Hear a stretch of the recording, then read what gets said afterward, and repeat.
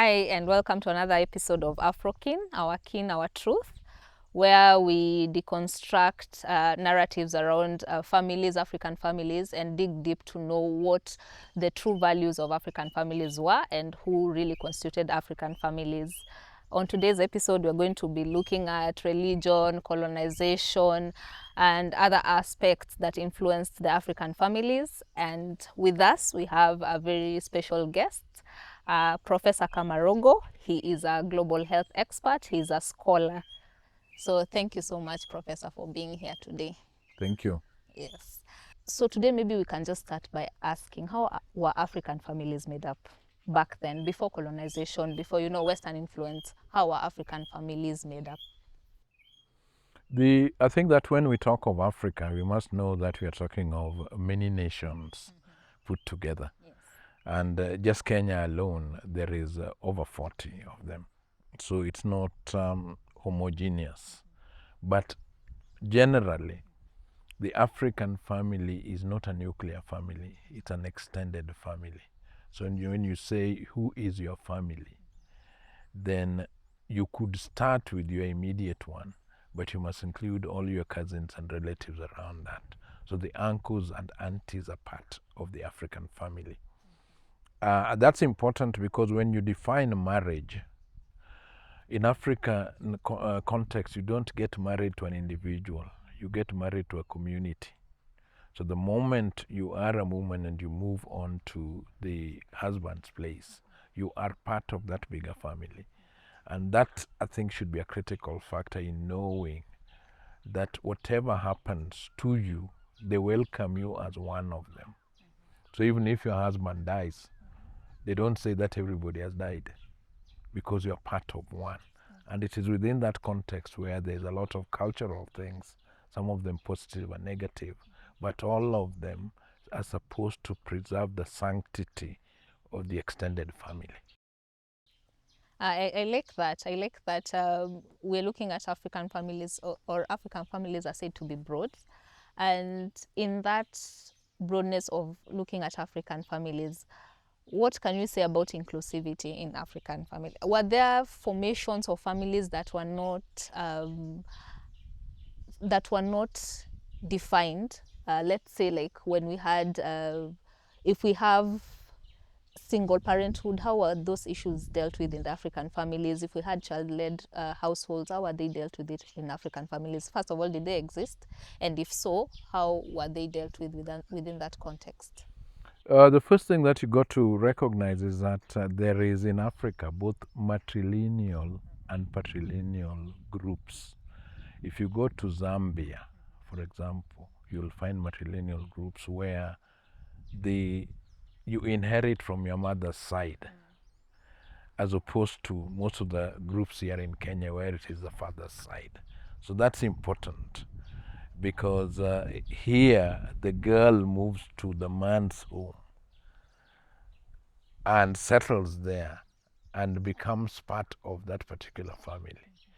In the matrilineal one, it is different. Number two, the moment kids are born, just like you marry into a community, the kids are also part of the community. So their upkeep and growing up is communal. And that's why in a village, when kids are playing, when it is lunchtime or if there's food, you do not call your children only and leave the others. Every child who's there congregate together towards eating. So you'll never go hungry as a child in a communal African society. No. Because there's food in the other homestead, but there is none. No. If you're related, you're related, and that's it. You share your grandmothers, you share your grandfathers, you share uncles, and so on.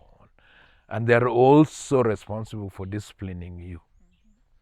And that comes across everywhere. So when you start talking about single-headed family, then you're actually describing the modern one and not the traditional one. Yeah, because in the traditional one, there is nothing like a single-headed, no. The family, you're born into this family and you're part of it. Yeah. Okay, and you've also spoken about marriage in both, actually, when you're referring to, you've said about the matrilineal and patrilineal. Uh, is marriage, or was marriage the only way in which someone can belong to a family? Because I'm looking at, were there people who did not want to get married, especially men? Was there stigma around that? Were there women who also did not want to get married, and was there stigma around that, and how did the community deal with that? Yeah, there are people who may remain single, but there's a reason for them to remain single. So usually they are not outcasts, but it is recognized that there's a reason for you to remain single. Because when you reach a certain age, your community, your family would try to get your partner. And that was the responsibility that was not just yours, but your in-laws, your aunties and so on are the first one to identify for you. If you are a young man, they bring you a lot of possible people and introduce you. And if you are a young lady too, and they get very, very worried if you start reaching a certain age and you have not been paired. So there will be people who pass through that and they were never paired for one reason or another. But they were all never driven out of that family. They stayed part of the family. And there's a name for those people in the different languages. In my own language, a person who never marries is called Musumba. Yeah. And Musumba was accepted, we recognized it. And what happened is that these people, as they got older, they would identify, or it would be identified, another kid or young person whom they would, in inverted commas, adopt and would be able to take care of them in old age. I know, for example, a cousin of my own father who was a Musumba, but he had his own piece of land and his own place. And he adopted me as his son. So when he was passing on, he passed everything on to me. Yeah. So I have a nice piece of land that he left over to me. So they then participate in bringing up their brothers' kids as an uncle and so on, and they also enjoy that support and mentorship from them. The same thing happened with ladies, yeah, and although with ladies it's slightly different, because they expected that once you are of a certain age, if it's a patrilineal society, then you'd move to another homestead where you have a husband. So they tried very, very much so that you get married. Now, remember this, getting married and having children are two different things. So you may get married in a place, but you don't have children. So they're the way also of dealing with infertility. Yeah. Actually, now that is my next question. How exactly were they able to deal with issues of infertility and also childlessness? Because right now we also see a lot of stigma for women who are not bearing children, and also issues or a lot of misinformation around infertility. So I'm very curious about how that was dealt with in the African setting. It was dealt with a lot of wisdom and a lot of kindness. Because first of all, for you to be defined as infertile, there must be an attempt to get babies. And that attempt would usually happen in a union. So if you're a woman, then you're already married, and they try everything and nothing happens. And if that happened, then there were two things that could be done. Number one, that there was the option for the man to be able to get a second wife. And the first option would usually be a relative of your first wife. And the first wife is the one who even chooses a sister or a cousin to come on. So that what means is that if this other one comes in and is fertile, then the kids are brought up with two mothers. And it couldn't be better, because it's no longer mama wa kambo, mtoto wa kambo, but it is your own sister's kids and so on. If it was on a man's side, it's very, very interesting that number one, generally in Africa and globally, infertility is usually first of all blamed on the woman. That's true. They never accept it as the man. But when it is clear that it is the man because of activities that have taken place and are unproductive, then they covered the nakedness of the man in two ways. Number one is that they could encourage or get that man a wife who already has kids, sofa set. Okay? So that there are kids then that grow up there. And number two, there could be natural insemination. I'm trying to get away from artificial insemination, where it is secretly arranged for another relative who is close to get close to that wife.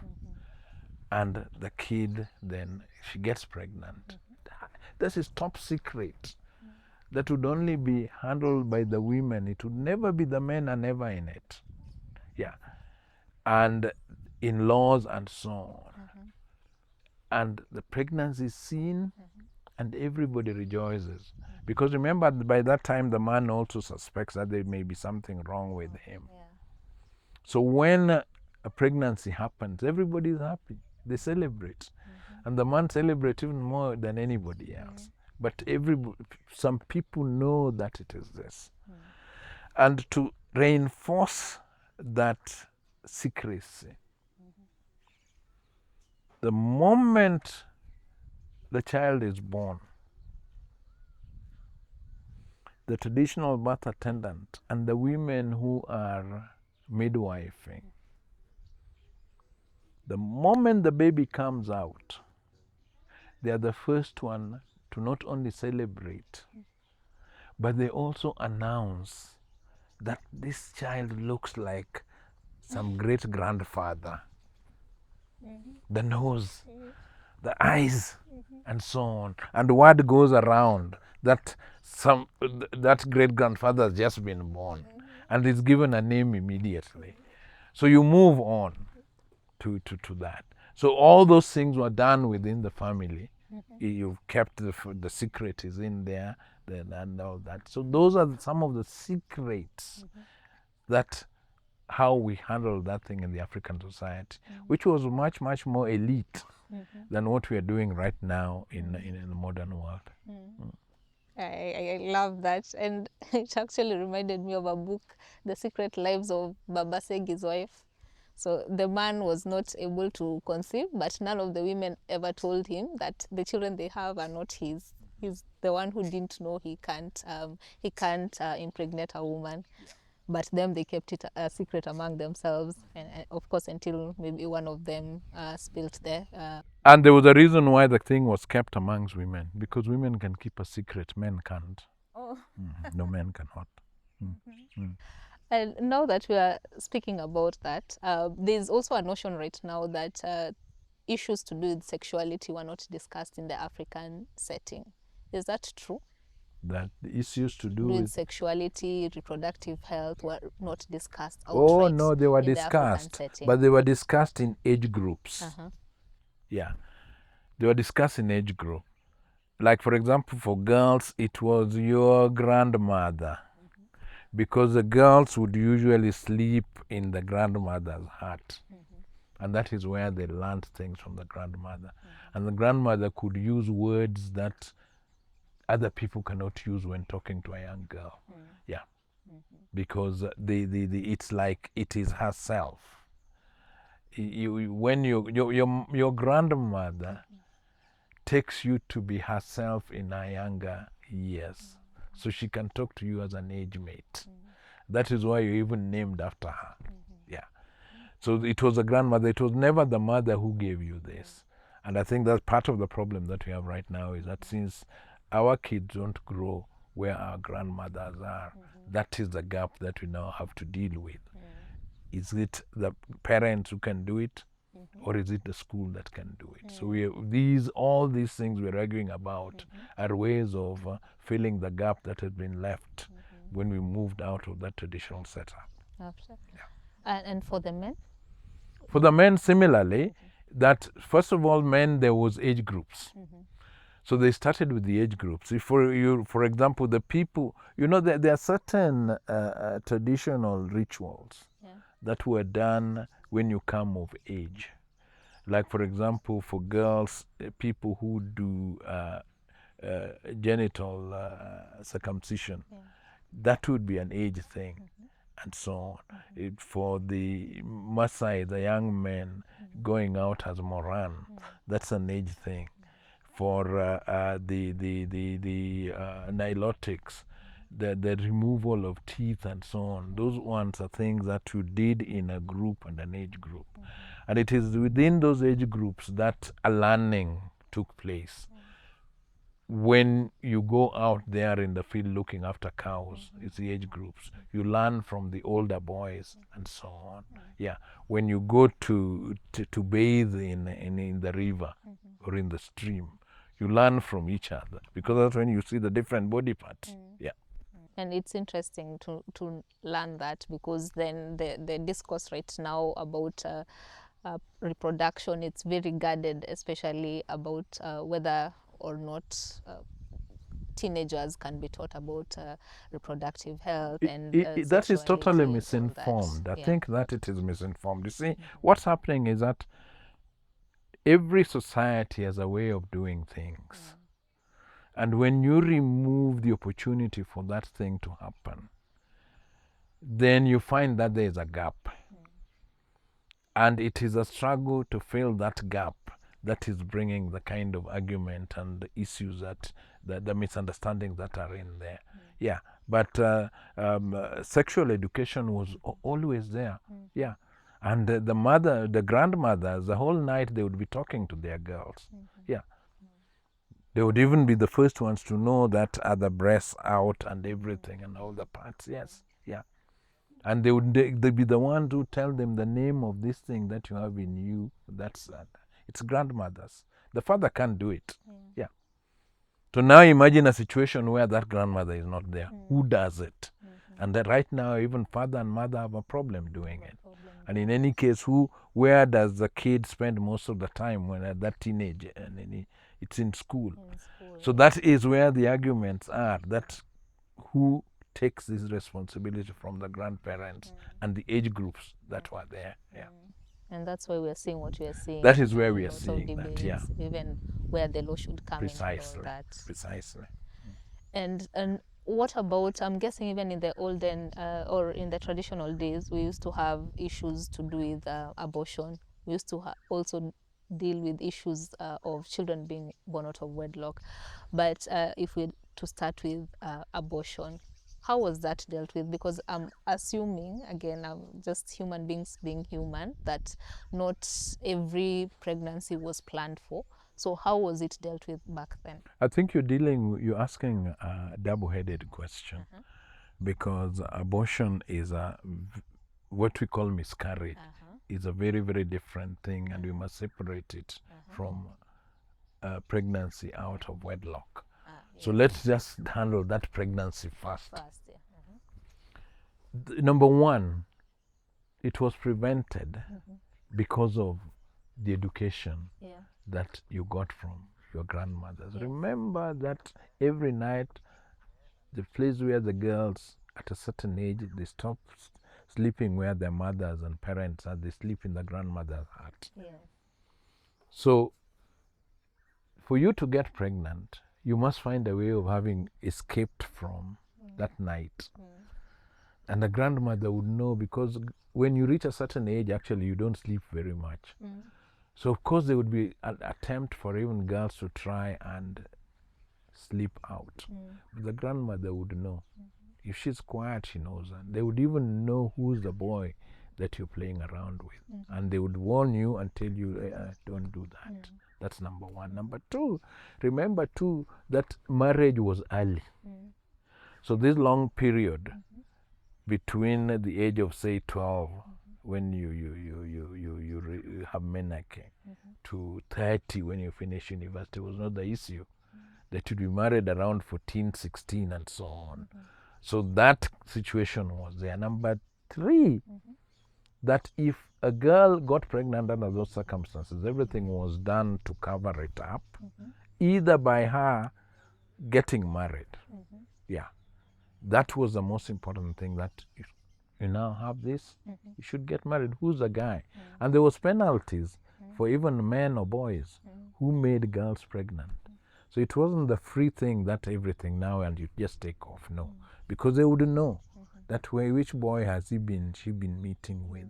And the parents on this side could go over and say, yeah, your son has created problems here, and they'll be put down and take the responsibility for that. Yeah.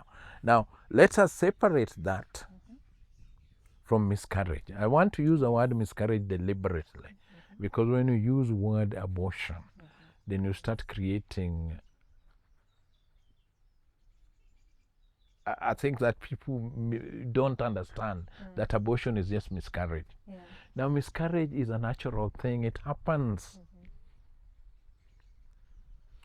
25% of conceptions actually miscarry before you even know you're pregnant.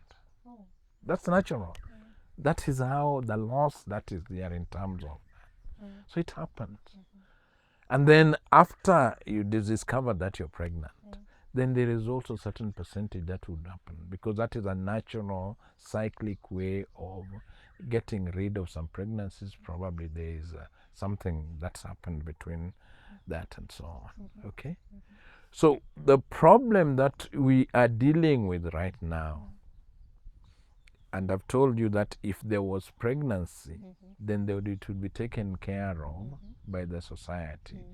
Either you get married early or not. Now, so those natural processes of miscarriage happened even in our circumstances, and we treated them with traditional herbs before antibiotics and issues around evacuation of the uterus. The modern technology came in, and that's how we handle it.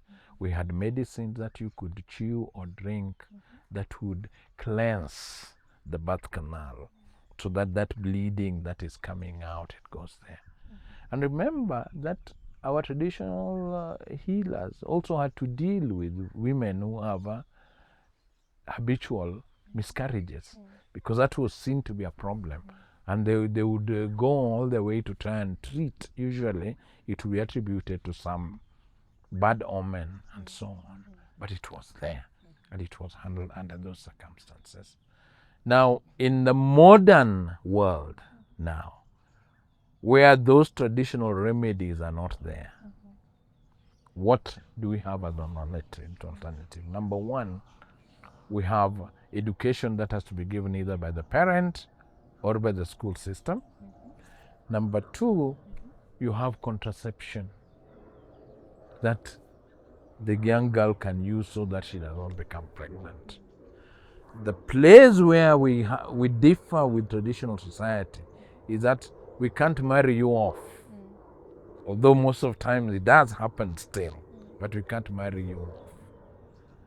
And that is where the question is to do, what do you do under those circumstances? Because we now have a different lifestyle that actually condemns you as soon as it's discovered that you're pregnant.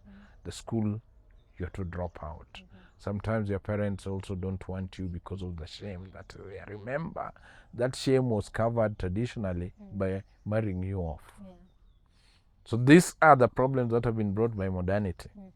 So what happens under those circumstances in case you have you hit the wall? And that is where now induced abortion comes in. So the problem is not abortion. The problem is that can you induce it? And under what circumstances can you induce it?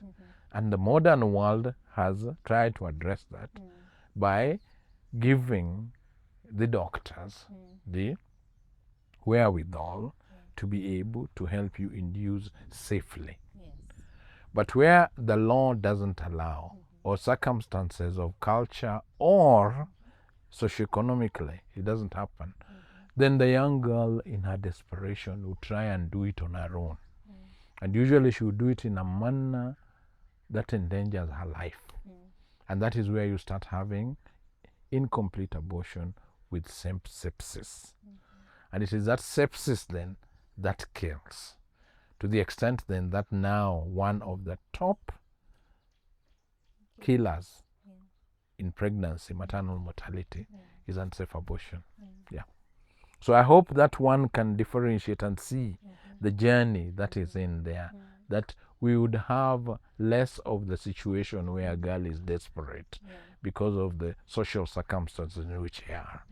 We would have a lot more of that now because we've removed that social support.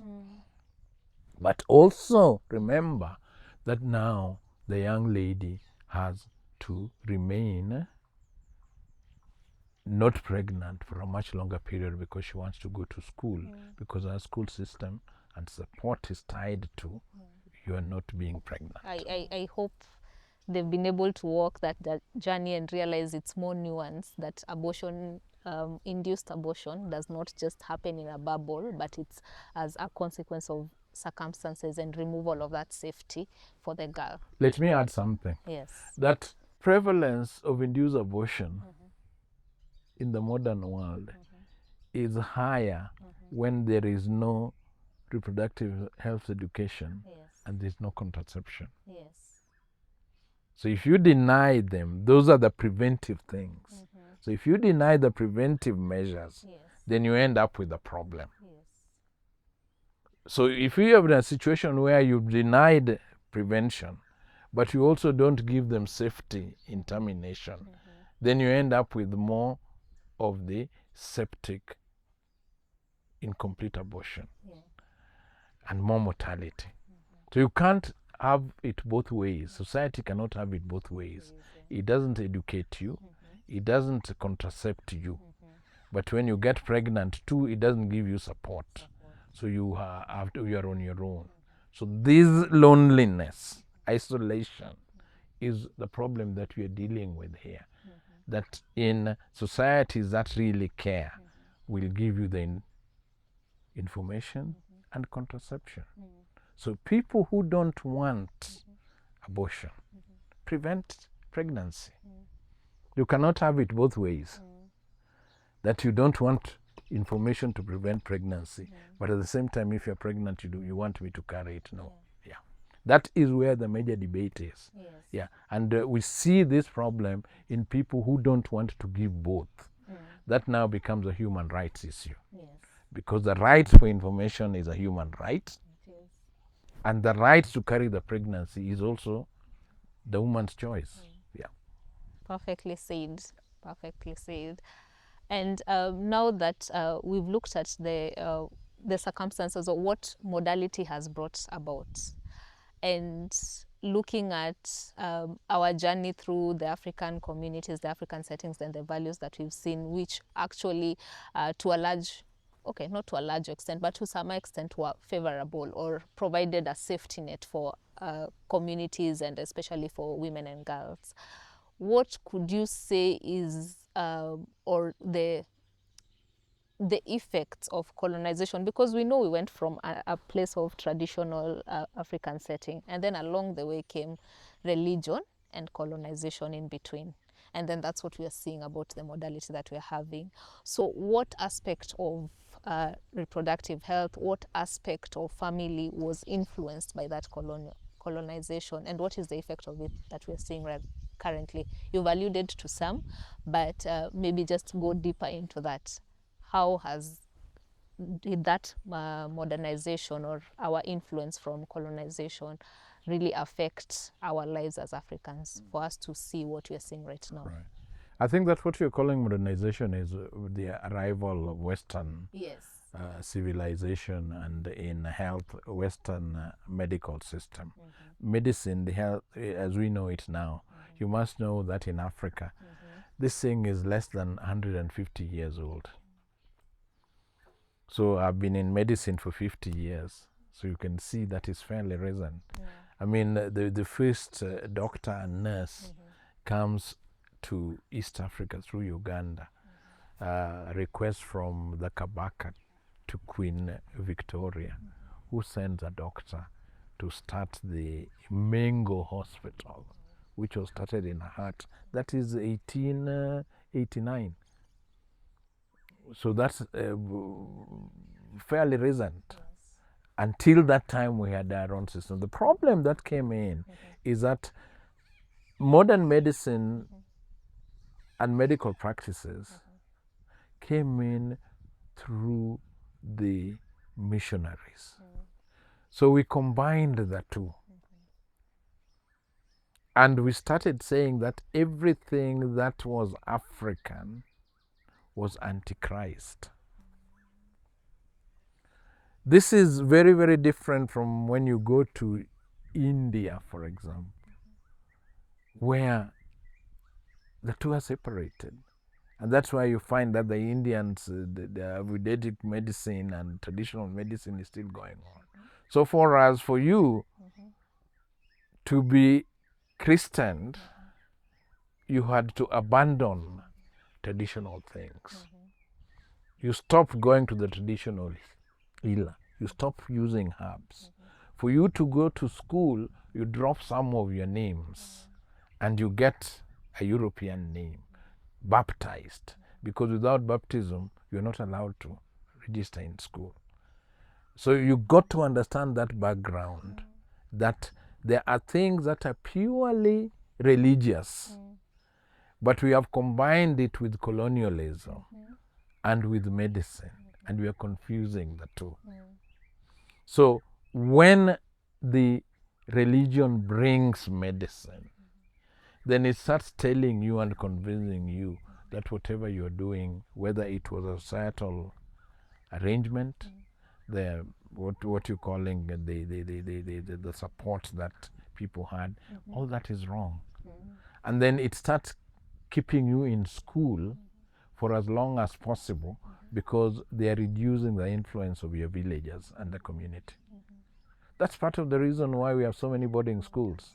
Yeah, because we take you away from there. And some of the best students were always kept in the missionary. If you're Catholic, it's even worse because you'd be kept there as one of that. And that's, remember, and I must say this looking at this, that this is where the abuse of children, young boys, became a major epidemic in the Catholic missions all over the world because they were removed from there. Now, you don't tell me that that one is Christianity. Yeah. So you can see then that this confusion that we've had between what is traditional, even when it is good, it was rejected wholesale. And this wholesale rejection of the communal life is what has created this. So so the Bible comes, health comes with that, the colonial system comes in there, and it starts importing the colonial rules and laws. And that is now where the issues come in, that this is legal, this is not illegal. Remember too, that even for the white person, contraception was not accepted until the 50s. So universal suffrage in America is where contraception comes in. And so there were no contraceptives until that. But contraception was understood in a lot of cultures long before that. If you look at the Muslims, if you look at the issues around child spacing, that was there in Africa. It was there amongst the Arabs and so on. The Arabs have even gone further to the first use of intrauterine device is by the Arabs in their camels. And they used to put a stone in the uterus of the camel because of the long distances that you have to travel and you rely on the camel. You don't want the camel to be pregnant at that time. So you contracept them on those long journeys and you remove the stone when you want to. And then that's the intrauterine contraceptive device. Okay? Now remember too that Islam actually accepts in the Quran the spacing of children. And the spacing of children was also coming naturally because of breastfeeding. There were no artificial feeds. So if you deliver and you're fully breastfeeding for 2 years, you're not going to become pregnant. So that spacing that is what we are calling family planning. So now the modern world, you want to breastfeed for only 1 week. You want to go back to work because of that, or you're going to school. So you're fertile. How do you handle your fertility? This is where the family planning gadgets come in. Again, it is a response to a challenge that we have created by the change in lifestyle. Yeah. So one has to understand those things, that some of these things is not that. But another important thing, even as we argue here about what is in the law and so on, for a lot of countries that brought those laws to us, they have changed. You go to Britain today, they're very liberal in contraception, in termination of pregnancy. But as we still have the old British law. So not only did we abandon our culture, but even when we adopted their laws, we refused to revise them. Maybe that's the way we are, or maybe we are so stupid that whatever we do. So if you look at British law, it's quite different from what we have. Look at the French law, it's quite different from where we are. So why are we still sticking to that? Is it because of culture? It can't be culture because we had abandoned culture in the first place. So our African culture knew how to handle this thing. And if we are going to talk about it, let us not use it as an excuse for not doing the right thing. Change of lifestyle, change of communal life, presence and introduction of modern technology. We've got to put all those things together. And this is also where the rights of the woman come on board. Yeah, that she has a right to rest between 2 pregnancies. How does she do that? Stop giving her contraception, it's a problem. She'll get pregnant. Yeah. Breastfeed for just a few weeks, she'll get pregnant. Yeah. So if we was to stick to tradition, then it can't be selective. We cannot only mention it when we think it serves our purpose. We have to look at the reasons behind it. One thing that I must mention is that people don't realize how reasonable African culture is. African culture is well reasoned. I'll give you an example. The people of the lake traditionally remove the 6 lower teeth. Do you know why? I think it's for medicine. Which medicine? It was because there was a lot of tetanus in those days. So what would happen was that tetanus is the other name, it's called locked jaw. So when the tetanus toxin is in you, your jaws get locked. So you can't feed. So what kills you is not the toxin. It is inability to feed. Now, when you have full teeth, there's no way you'll put food. Those were the days before nasogastric tube were there. So in their wisdom and observation, they say that instead of waiting until somebody gets tetanus, why don't you remove the teeth? Because once you have locked the teeth, you cannot remove it, even if you are in a dentist's place. You need that space between that. And that is the basis of that. And you'll see that amongst the Nilotics, the Luos did 6, the Kalenjins did 1 or 2. Yeah. And it was just that. They'll keep you alive on fluids, milk, porridge, for about 10 days. The toxin disappears and you become alive. Yeah. And these are the traditional and cultural things that we have to understand in that. There are medicines that are what we call that can make the uterus contract. Right now, we use oxytocin when a woman has delivered to make the uterus contract so that you don't have postpartum hemorrhage. Yes, there are herbs that you can chew and do the same. In fact, not only did Africans know them, even elephants know them. Oh. Yeah, a pregnant elephant will travel 100 miles to go and look for a particular tree, the bark of which, if it chews, it strengthens contraction, and that big baby comes out. Yeah. So these things, there's nothing that's magical about them. Yeah. I like that. I like that we are highlighting that we had the solutions among ourselves. Yes. The problem is that in the early days of obstetrics, we had a lot of problems. I worked in Coast Province, where amongst the Mijikenda, they had medicine that a woman in labor would drink. But because if there is no access to dosage and hospitals, they would come in moribund. The uterus has there's obstructed labor, the uterus bursts because they keep giving you that medicine. And they would come in with a uterus that's like a stone and a baby dead inside because of the medication that they had drunk. Very potent medicine. Yeah. So those medicines can be used to induce abortion or to strengthen uterine contraction and help the uterus expel the baby. That's very, very interesting to learn. And I think we need to learn as Africans, and especially as Kenyans, we need to go deep and learn our own history, because I'm also learning a lot that I didn't know, and I think it's upon us to learn what really was our practice as Africans and go with that and not get confused, with the modalities or influence by other by either religion or colonization.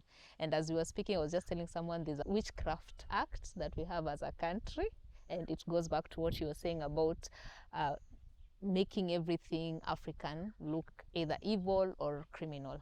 Absolutely. And even the penal code that we currently have is actually influenced in 1957, which is what we're still using to guide on issues on abortion, or to create offenses around abortion, which is very unfortunate. As you've said, Britain has also since long changed its laws to actually keep up with the issues that society are currently facing. So with that, I'll give you just 1 minute to give the parting shot on Africanness, modalities, colonization, influence, and where or what should guide especially young people as we're looking at issues on African families, or we're looking at issues on reproductive health or childlessness, or any issue that is attacking or is defining the African community. What would be your parting shot? I think that if I were to talk to young people, I would tell them that starting point is to know yourself and your culture. The condemnation of everything African as barbaric and backward is one of our biggest problems. So we end up fighting other people's wars instead of solving our own problems. As I've mentioned to you, there is no society that wants to be extinct. And reproduction is a mode of existence. So you will find that every society has a traditional way of protecting reproduction. And the white man brought his. And in a lot of places, it conflicts with ours. And it's the nature of colonialism that when there is conflict between tradition and the colonial idea, then tradition one is abandoned. That is where our problem has been. That we ought to understand that and adapt. Tradition is never static. Culture is not static. It keeps moving and adapts. That is how it encourages your existence. So the adaptations that we require, because there's now better medicines with dosages and so on, there's now better trained people who can do that. By all means, let us do that. But let us not do it because let us not stop some things because a white man didn't do it. Because there are things that were traditional to them too that are very barbaric. So we got to look at that and say, okay, who are we? What do we want to solve? Where are we coming from? How do we adapt within what we have to find that solution? And then is that solution impactful? I am really saddened by the very misleading debates that are here. A lot of young people and NGOs involved in the area of reproduction. And especially when that debate is based on what is right and what is wrong. It's not a question of what's right and what is wrong. The question is that what solves the problem that you have. It's defining the problem, because culture and tradition is about solution and prevention of problems. Now, if we've changed to a lifestyle that has created a new problem, then we've got to come with new solutions. We cannot go back and blame culture for it, because culture was not the one that created the problem. Culture is one. Give me a situation where the young girls can still spend every night with their grandmothers. And I'll tell you, move sexual and reproductive education from the schools to the grandmother. And I'll tell you, bring the grandmother so that we sharpen her skills in communicating with these young people. But if you don't give me that, then I've got to remain in the school. I've got to give that to parents. The issues of you cannot refuse to prevent pregnancy, but at the same time refuse to terminate an unwanted pregnancy. The two can't go together. You're creating a problem and leaving it on the individual young girl. But the society is the one that has created the problems for young girl. So society must take its responsibility under those circumstances. And finally, for those of us who have the opportunity of being funded by NGOs with some inclinations, either religious, cultural, or whatever form of superiority complex that they have, I think that you should think twice and open your mind to the bigger picture here. There is a lot more that we can do for everybody's benefit than closing ourselves into cocoons of saying that, and that, and that, and closing everything out. Let's open up, let's discuss, let us create or identify solutions for the problems that we've created. Wow.